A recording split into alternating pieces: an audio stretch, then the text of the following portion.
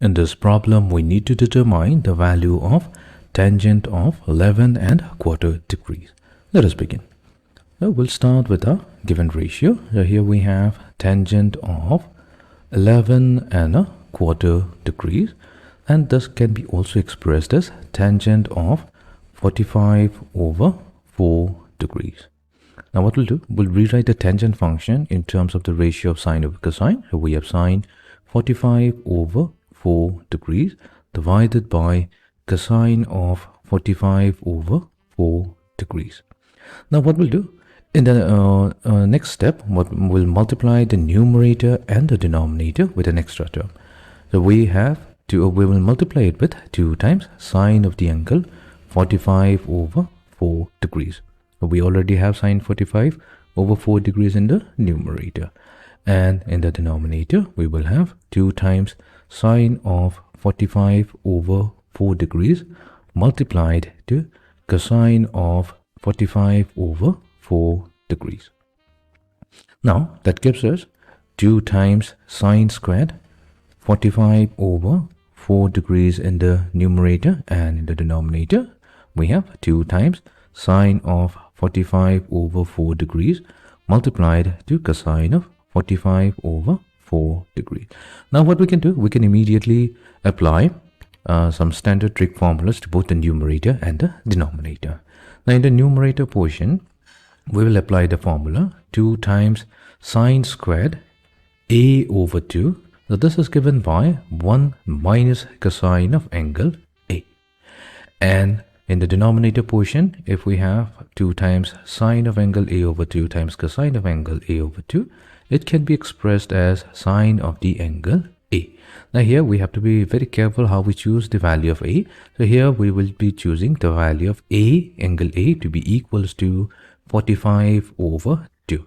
We will not consider 45 over 4 here, which means that the numerator is now going to become 1 minus cosine of angle A. So A will be 45 over 2 degrees divided by, in the denominator, which is sine of 45 over 2 degrees. Now, furthermore, we can apply the formula cosine of some angle, let's call it B over 2. This will be equals to the plus or minus the square root of 1 plus cosine of angle B whole divided by 2. If we apply this formula to the second term in the numerator, then our B value is going to correspond to 45 degrees. And similarly, the denominator, which is represented by sine B over 2, that can be expressed as plus or minus the square root of 1 minus cosine of B whole divided by 2. And now B will be 45 degrees. So let's use this new formula. We will get 1 minus. Now, instead of taking two values, we have plus or minus. We're only going to consider a positive value here. The reason behind this is 45 over 2 degrees. That's an angle that lies in the first quadrant where all trig functions are positive. So we should be considering only the positive value. That means we have 1 minus the positive square root of 1 plus cosine of 45 degrees whole divided by 2. And in the denominator, we have sine of 45 over 2. That will become square root of 1 minus cosine of 45 degree divided by 2. Now, we are almost done. So what we'll do, we'll replace the value of cosine 45 with 1 over square root of 2, which means that we get 1 plus 1 over square root of 2 divided by 2 divided by 1 square root of 1 minus 1 over square root of 2 divided by 2.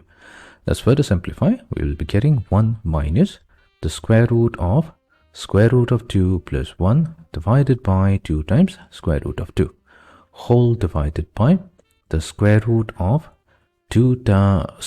2 minus 1 divided by 2 times square root of 2.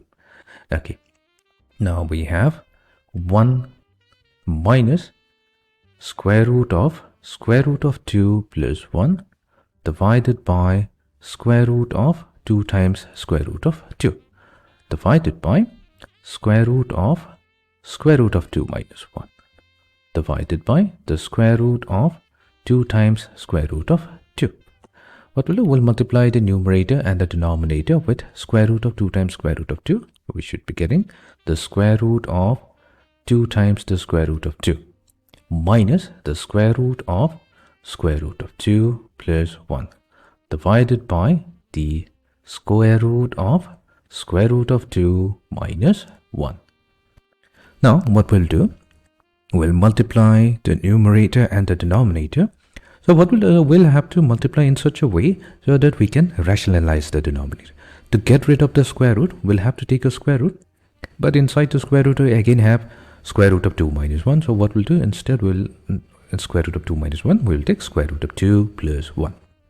So let's use the same factor and multiply it to the numerator. So we have square root of 2 added to 1.